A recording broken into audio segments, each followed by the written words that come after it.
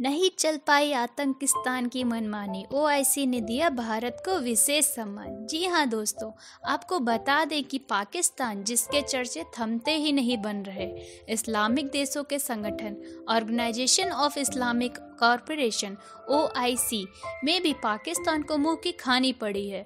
Abu Dhabi में चल रहे ओआईसी की बैठक में भारत की भागीदारी पर भड़के पाकिस्तान ने इस मीटिंग का बहिष्कार कर दिया है।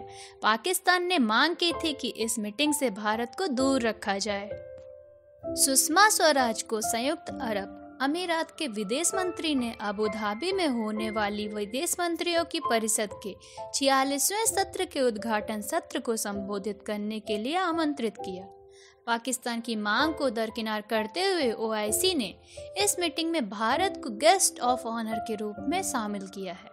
विदेश मंत्री सुषमा स्वराज इस मीटिंग में भारत का प्रतिनिधित्व करने अबू धाबी में हैं।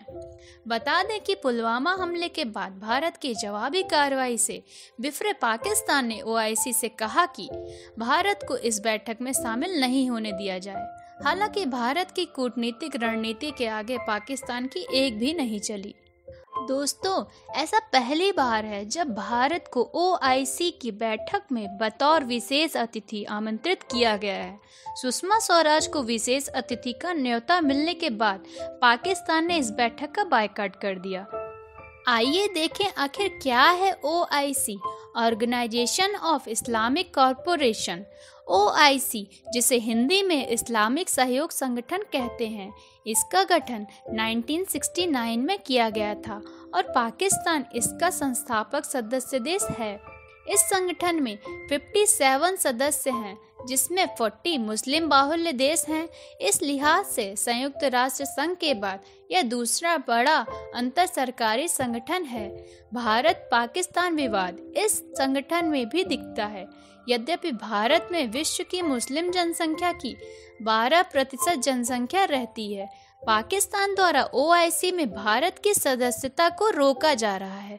महत्वपूर्ण मुस्लिम जनसंख्या वाले कुछ देश जैसे रूस एवं थाईलैंड पर्यवेक्षक सदस्य देश हैं, जबकि भारत एवं इथियोपिया जैसे अन्य देश सदस्य नहीं हैं।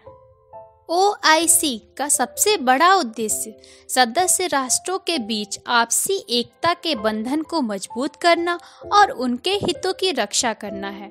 यह संगठन सदस्य राष्ट्रों की अखंडता, उनकी स्वायत्तता और स्वतंत्रता को सुनिश्चित रखने के लिए काम करता है।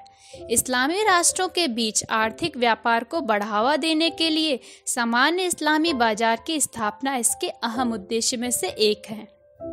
दोस्तों, अब आइए देखें ओआईसी में पाकिस्तान की स्थिति। ओआईसी में पाकिस्तान की काफ़ी मजबूत स्थिति है। आबादी के मामले में यह ओआईसी का दूसरा सबसे ज़्यादा आबादी वाला देश है। यह अकेला मुस्लिम देश है जिसके पास परमाणु बम है। इसके अलावा मुस्लिम देशों में बड़ी संख्या में पाकिस्तान के लोग काम करते हैं। कश्मीर पर ओआईसी का रुख क्या है? कश्मीर पर ओआईसी का रुख पाकिस्तान से अलग नहीं है। पाकिस्तान कश्मीर के मामले पर समर्थन जुटाने के लिए ओआईसी को हथियार के तौर पर इस्तेमाल करता है। दोस्तों, आपको बता दें कि सुषमा स्वराज जी, जो कि भारत की विदेश मंत्री हैं, उन्होंने सीधे तौर पर ओआईसी में कहा कि भारत की लड़ाई आतंक के खिलाफ है, किसी धर्म के खिलाफ नहीं है। इस्लाम शांति सिखाता है। सुषमा स्वराज ने कहा, आतंकवाद जिंदगियों को तबाह कर रहा है, उसका दायरा बढ़ रहा है। हमें आतंकवाद को पनाह देने वाले देशों को समझना होगा।